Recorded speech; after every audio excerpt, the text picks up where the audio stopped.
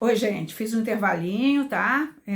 Até para poder postar os vídeos e estamos voltando aqui com o vídeo 3 da nossa aula sobre títulos executivos e execução provisória ou cumprimento provisório de sentença e definitivo. Eu sempre tenho esse hábito do CPC de 73, né? Bom, então vamos voltar aqui, finalizando com esse terceiro vídeo. Sugiro que vocês vejam de trás para frente, tá lá vídeo 1, vídeo 2, vídeo 3, porque na postagem ele fica ao contrário, tá? Então aqui a gente vai finalizar a questão dos títulos executivos extrajudiciais, lembrando que eles pedem um início com petição inicial, né, e não mera intimação, e ele começa exatamente como está lá previsto nos artigos 319 e 320 do Código de Processo Civil, ou seja, os requisitos da petição inicial. E nesse caso, ele deverá apresentar o título, né, certo, líquido e exigível. Deixa eu pegar minha colinha aqui. O juiz vai mandar citar, que é o ato pelo qual o Estado chama alguém em juízo para se defender, né, que não tem mais no processo sincrético, mas tem aqui na execução dos títulos executivos extrajudiciais. E nesse caso, conforme o artigo 829 do CPC, ele tem 3 dias para pagar. Quer dizer, ainda tem essa chance, né? Ainda tem 3 dias para pagar. Não realizando o pagamento, ocorre então os atos de constrição, que vai fazer parte das nossas aulas depois, da aula 5, 6, 7, que vai ser os atos de constrição que a gente chama de penhora, né? Todo o sistema de penhora, toda a forma, defesa do devedor, etc. e tal. Nesse caso também tem honorários, 827 do CPC, determina que ao despachar a petição inicial, o juiz já fixa os honorários advocatícios de 10% a serem pagos pelo executado. Se o executado paga integralmente a dívida no prazo legal, os honorários podem ser reduzidos pela metade. Também está previsto aí nesse mesmo artigo, no parágrafo 1º. Então, gente, depois eu posso apresentar para vocês um quadro com essa comparação. Não vou fazer aqui, porque eu acho que aqui não cabe, senão a gente perde... não é perder tempo, mas é que não comporta muito aqui. Mas a gente pode fazer isso depois, tá? É só lembrando que, num resumo assim dos vídeos 1 e 2, o título judicial, ele nasce de uma atividade jurisdicional, que, em regra, quando formado no processo civil, mas ele também nasce de comandos legais de alguns títulos que ostentam a condição de título judicial, mas que sempre tem um comando aí do Estado, tá? E então ele tem o cumprimento de sentença. Mas nos títulos extrajudiciais ele nasce de documentos que, segundo a legislação, eles ostentam digamos assim, esse status de título capaz de provocar uma execução forçada. Bom, então aqui a gente já entra no segundo ou terceiro tópico. Vamos lembrar que o primeiro é títulos judiciais, o segundo, títulos extrajudiciais, e agora o terceiro tópico dessa nossa aula 4, que é o cumprimento provisório e definitivo de sentença. Mas vocês poderiam perguntar, mas professor, tá meio confuso isso, né? Então, quer dizer, eu tenho uma sentença e eu posso, então, antes de transitar em julgado, receber esse dinheiro? Primeira pergunta. Eu posso determinar que o meu vizinho já derrube o muro? Segunda pergunta. Eu posso fazer com que a companhia, né, a concessionária de veículos já me entregue o veículo? Então, em algumas situações, obviamente, que antes do trânsito em julgado, o comando sentencial, se executado, ele vai ter um resultado satisfatório. Então, ele já vai ser cumprido de forma satisfativa quando há um cumprimento prévio. Bom, e aí eu quero fazer uns esclarecimentos antes da gente entrar nesse tema propriamente dito, que é o seguinte: não é por essa razão que certamente o CPC, tanto de 1973 quanto de 2015, e esse mantém o cumprimento provisório de sentença, mas antigamente, gente, entre a petição inicial, né, entre o ajuizamento da ação e o trânsito final em julgado, às vezes demorava-se mais de 10 anos. Há alguns casos que hoje demoram também. Por quê?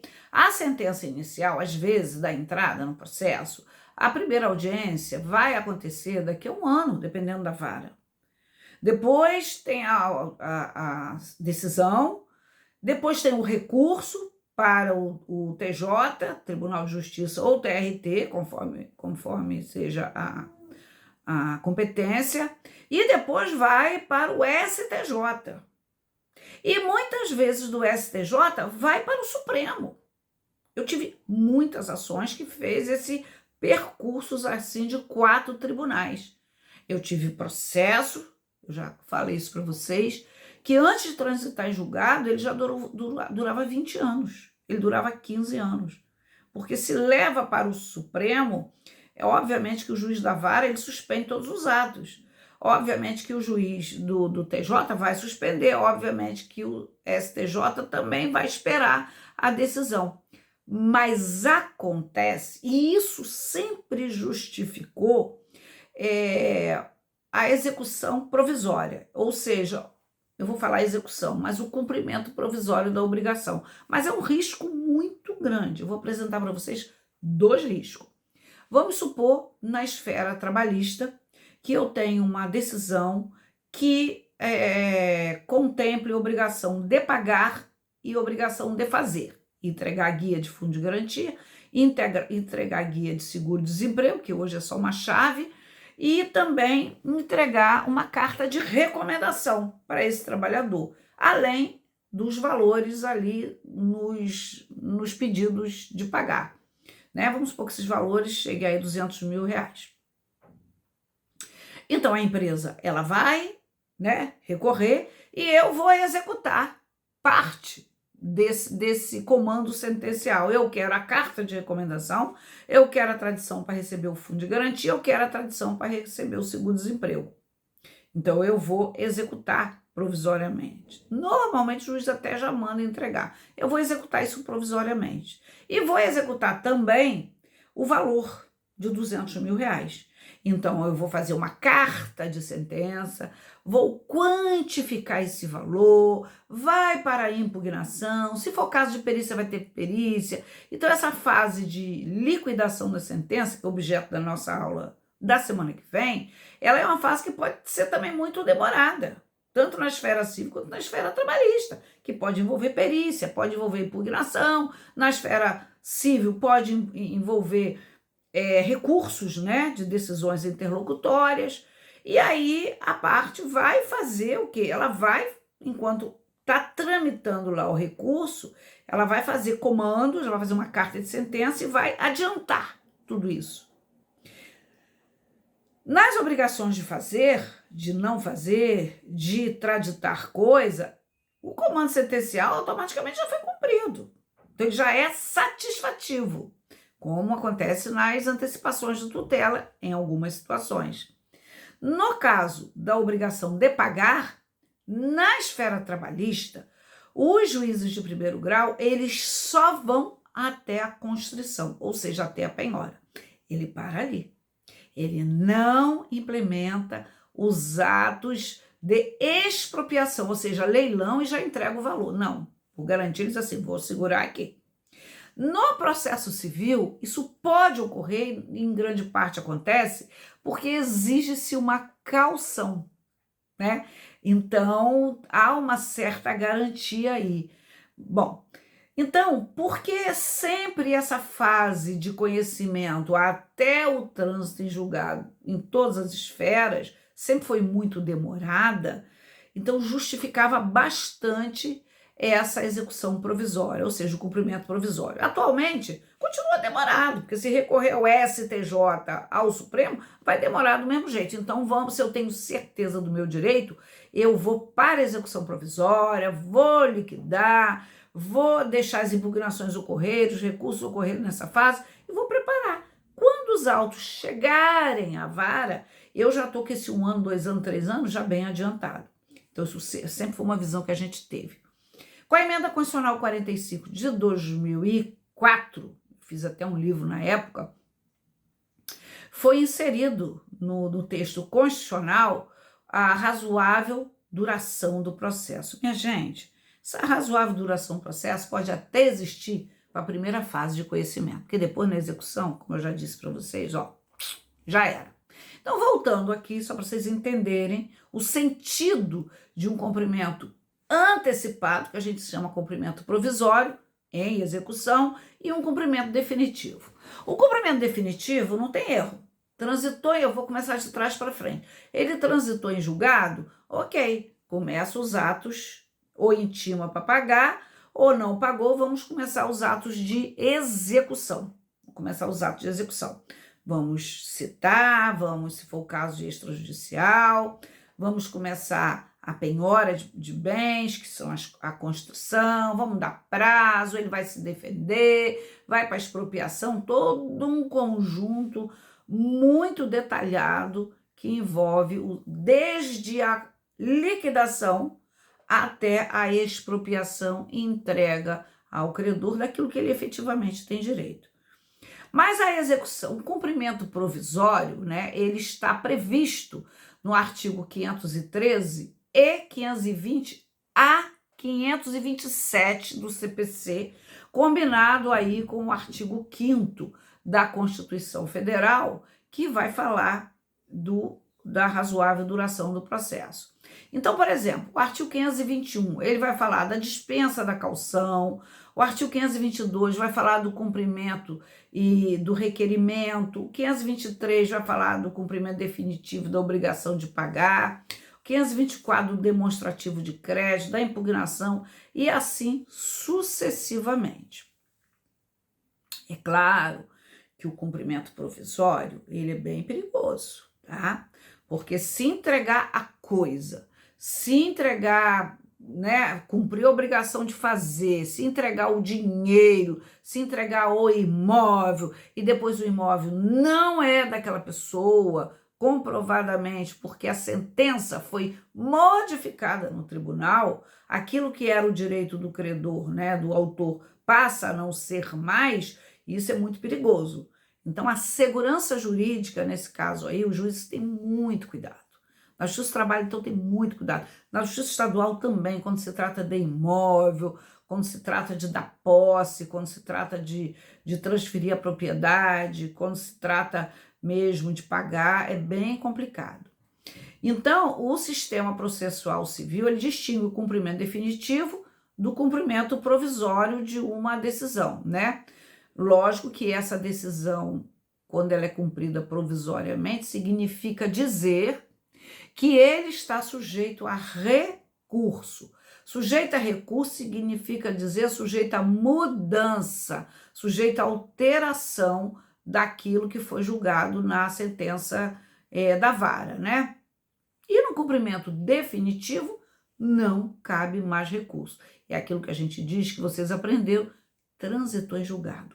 Ponto. Transitou em julgado, não cabe mais recurso do conhecimento, é aquilo mesmo, como a gente diz, o tribunal bateu o martelo, modificou, alterou ou manteve, vamos trabalhar com aquilo ali, com o que alterou, com o que manteve e com o que continua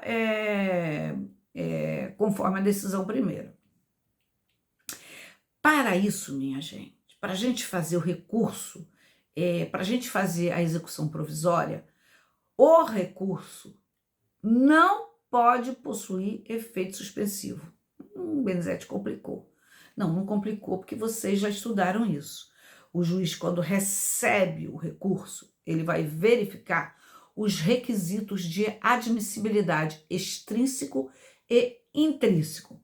Prazo, previsão legal, pagamento de custas, né? Partes legítimas, juiz competente, etc. e tal. E ele vai, ao dizer que o recurso está ok, ele vai despachar no sentido de que recebo nos efeitos suspensivo ou não possui efeito suspensivo. Se recebe nos efeitos suspensivo aquele recurso, não pode fazer nada. Tem que aguardar a decisão final, o trânsito em julgado, para então começar os atos de execução, tá? E se ele recebe, se os efeitos não são suspensivo, então o cumprimento pode ser provisório, conforme o artigo 520. Então, a execução provisória é sempre importante fazer essa distinção. A grande questão, ela está no fato de como o recurso é recebido. Mas, Benizete, tem uma sentença que a parte não recorreu. Ok, transitou em julgado, né? Porque aí houve-se, o que aconteceu é que o prazo, né, houve aí uma, que a gente diz, uma prescrição, que não é o caso de prescrição, o prazo se extinguiu. Então, não tem o que fazer, ele transitou em julgado. Ah, mas a parte recorreu e o juiz não recebeu o recurso por ausência de algum documento, por ausência de procuração, por ausência do representante legal, no caso, ter assinado, por não ter pago as custas. Também não houve, então não tem recurso, a não ser que ele faça um agravo de instrumento para destrancar esse recurso. Se ele não fez o agravo de instrumento para destrancar o recurso, ele não está sob júdice, transitou em julgado, tá? Então, o requisito fundamental para se fazer uma execução prévia, né, iniciar os atos de execução ou cumprimento provisório da obrigação, é exatamente não ter efeito suspensivo. Esse é o primeiro ponto aí, tá? Artigo 520 do CPC. E já o cumprimento provisório, pendente de recurso, ele vai se iniciar por uma petição, né? E é uma carta de sentença. Antigamente, quando era papel, nós precisávamos extrair cópia de todos os requisitos, eu acho que era o artigo 75O, era alguma coisa assim. Nós precisávamos tirar todas as cópias das principais peças exigidas nesse dispositivo e fazer um processo paralelo. Então, tinha um processo de papel que ia para o tribunal, ele subia, que a gente chamava de subir, e eu tirava as peças importantes aqui para formar o processo de execução, para formar os autos suplementares, né? E aí nós faríamos, então, a execução, ela procedida, iniciada através de uma petição que se juntava esses documentos para dar início. Hoje a gente continua fazendo essa petição, tá? Para dar o início a cumprimento provisório. Há uma responsabilidade do exequente em iniciar o processo provisório, previsto no artigo 521 e 2, porque ele diz o seguinte: se obriga, a sentença for reformada, a reparar os danos que o executado haja sofrido. Segurança jurídica, preocupação. Então, por exemplo, se o juiz determina provisoriamente a posse da pessoa naquele imóvel, e ela, naquele imóvel, ela quebra tudo, começa já a fazer obra, destrói, bota no chão aquela casa que está sob júdice, que está sob análise de recurso para saber quem efetivamente é ou não o proprietário ou o posseiro, seja o que for, se a sentença for reformada, se assim, não, o autor não é, quem decididamente era o proprietário desse imóvel era o réu. E aí, esse autor, né, que começou a fazer a destruição do imóvel, ele vai ter que reparar por esse dano. Por isso que a execução provisória, né, ela, dependendo da situação, na maioria das vezes, ela requer uma caução, ou seja, uma garantia do juízo para, na hipótese da sentença ser reformada, ele ter essa garantia. Vamos supor que seja a entrega de dinheiro, né? É uma indenização, 200 mil reais, eu quero esse dinheiro, eu tenho o direito de fazer a execução antecipada, eu tenho direito de fazer o cumprimento antecipado, e o juiz vai dizer assim, tudo bem, eu te entrego o dinheiro, porque você ganhou aqui comigo, mas você vai ter que me dar um imóvel em garantia, em caução, no valor aí correspondente a 200 mil reais. Então, ele vai fazer essa troca, eu pego o dinheiro e dou o imóvel. Nesse caso, o juiz pode fazer isso. Gente, mas eu posso assegurar a vocês que a maioria dos juízes são muito cautelosos. Eles despacham no sentido de aguarde-se o julgamento final. Ele vai fazer todos os atos da execução provisória, mas na hora de entregar, ele vai ser muito cauteloso, tá? O STJ já reconheceu expressamente que essa responsabilidade do exequente ela é objetiva, ou seja, não depende de dolo ou de culpa. Exemplo, vou dar construir aqui. João obtém uma sentença condenando Maria a pagar 100 mil reais. Maria interpõe o recurso sem efeito suspensivo, portanto, ela pode, executar. João inicia o cumprimento provisório e consegue levantar o dinheiro. Posteriormente, o tribunal reforma a sentença e julga improcedente o pedido. Nesse caso, o cumprimento provisório ficará sem efeito e João deverá restituir esses valores e reparar os danos que Maria tenha sofrido. Viu? Por isso o perigo. O cumprimento provisório pode chegar à satisfação do direito. Olha o caso do João e Maria aqui. Olha o perigo aqui. O artigo 520, inciso 4, diz que sim. Diz que sim. Esta é uma importante atualização aí que veio com a concepção antiga, né? A concepção antiga do CPC de 73 parava aí nos atos de expropriação, tá? Então, nos atos de expropriação, parava aí. Mas o CPC de 2015, nesse dispositivo aqui, ó, que eu acabei de falar, 520, inciso 4, diz que sim, tá? Pode chegar à satisfação total do direito, mas é sempre muito perigoso. Para isso, ele alcança os atos satisfativos desde que respeitado as garantias previstas no artigo 520, inciso 4. Ou seja, a caução ela funciona como um mecanismo de proteção do executado em termos simples. Quanto maior o risco, minha gente, decorrente da satisfação, maior a necessidade da garantia provisória. Exemplo, entrega o dinheiro aí de João, mas foi lá e foi modificada a sentença. Olha o risco aí. Então, precisa de um imóvel.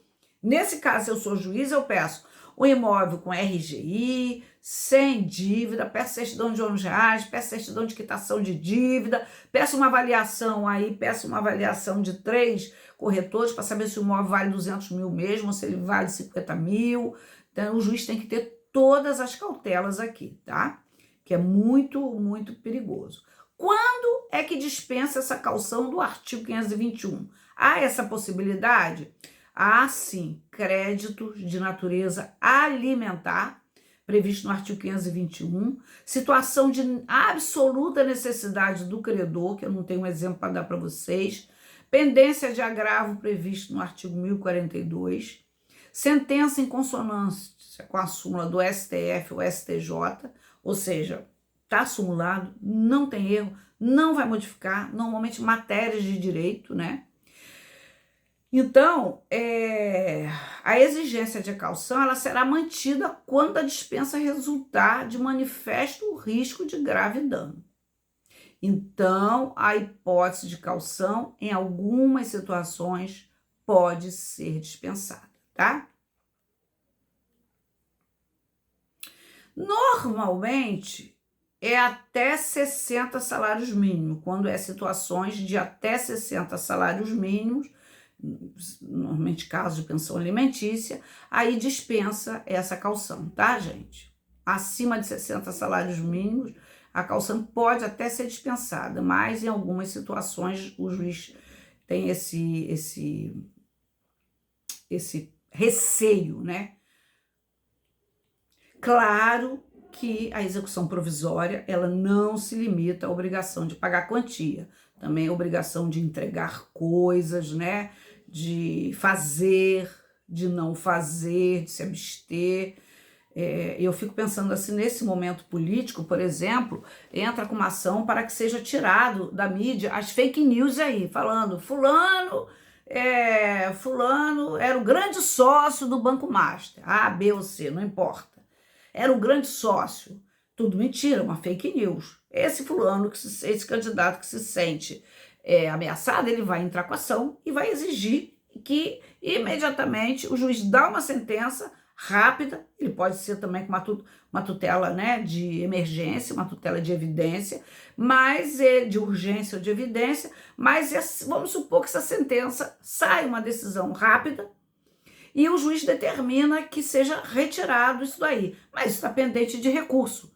Mas o dano, o estrago, se esperar o recurso chegar, é muito grande. Então, para ele, vale a pena cumprir isso daí. Claro que tem multa e honorários, né, advocatícios. Então, o depósito judicial no cumprimento provisório tem que ser uma situação muito específica. Eu estou correndo um pouquinho, viu, gente? Então, eu acho que na obrigação de não fazer, agora a gente está diante de um momento político, acho que a gente teria inúmeros casos aí, vou deixar a imaginação de vocês navegar aí nisso, mas eu acho que é isso. Em resumo, eu posso antecipar os efeitos da sentença, não esperar o trânsito em julgado e, na maioria das situações, requer uma caução, uma cautela, para que quando a sentença, na hipótese de ser modificada, o juiz ficou garantido, resguardado, para que o dano não seja tão nefasto e irremediável. E eu tenho também as situações em que dispensa a caução, como no caso de pensão alimentícia, tá, minha gente? Então fica a critério de vocês aí, a imaginação de situações em que esperar o tempo de uma execução, o tempo do trânsito em julgado em todas as esferas, que às vezes pode demorar 10 anos, 15 anos, eu tenho casos de 15 anos, 16 anos, que ainda está no Supremo Tribunal Federal, porque é matéria de Supremo, vocês estudaram isso, então o dano ainda é muito grande. Bom, na aula presencial que vamos ter, a gente vai voltar a esse assunto para tirar as dúvidas. Quero destacar a súmula 317 do STJ e a 517. Diz, é definitiva execução de título extrajudicial, ainda que pendente de apelação contra a sentença que julgue improcedente os embargos. São devidos honorários advocatícios no cumprimento de sentença, haja ou não impugnação depois de escoado o prazo para pagamento voluntário, tá? É importante a gente também ver aqui, ó, a terceira turma do STJ diz que quando o cumprimento provisório se transforma em definitivo, é necessária nova intimação do executado para que ele cumpra a obrigação ou apresente a defesa cabível nos termos do artigo 523 do CPC, tá? Bom, eu sempre digo assim que as nossas aulas presenciais, elas acabam sendo mais interessantes e às vezes não tão rentável. Aqui eu consegui dar um conteúdo inteiro para vocês. E vou aproveitar esse momento final para fazer uma propagandinha. Ó, esse ano nós lançamos esse livro aqui, lancei na sexta-feira, lancei no Rio, lancei na sexta-feira aqui, durante uma exposição minha de quadros.